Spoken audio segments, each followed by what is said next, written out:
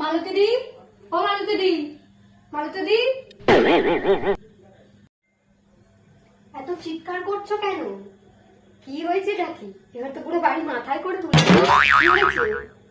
হ্যাঁ হ্যাঁ, সেটাই করবো, দরকার হলে সেটাই করবো। শুনছি, আগে বসো বসো, শুনছি। মাথাটা আগে ঠান্ডা করো দেখি বাপু, তারপর বলো। আমি শুনছি, বলো। কি আর বলি বলো তো, তোমার মেয়ে যা করেছে তা থেকে মাথা ঠান্ডা থাকে? কেন? সুমি আবার কি করলো? আমাদের বাড়িতে গেল, গিয়ে বলছে মাসি সায়নদা বাড়িতে আছে, ওর সঙ্গে না আমার কিছু দরকারি কথা আছে।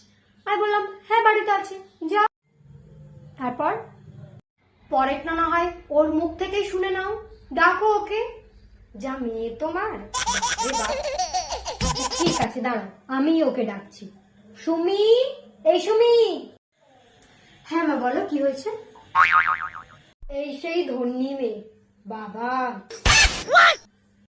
হ্যাঁ রে, তুই কি করেছিস?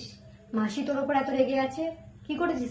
তুমি তো জানো মা, আমি সেই ছোটবেলা থেকে সায়নদাকেই ভালোবাসি।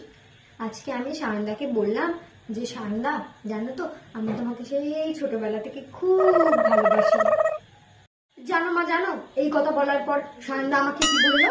সায়নদা আমাকে বলছে কি আমি অন্য একজনকে ভালোবাসি।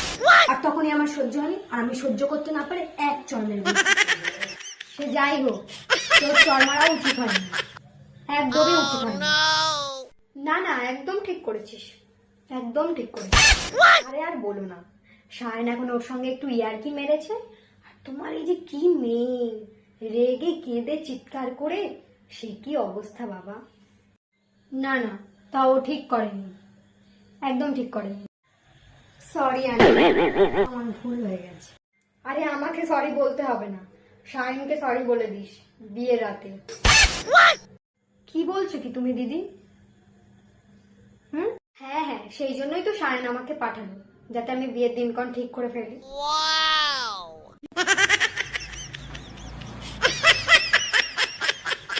তুমিও না দিদি, কেমন লজ্জায় পালালো।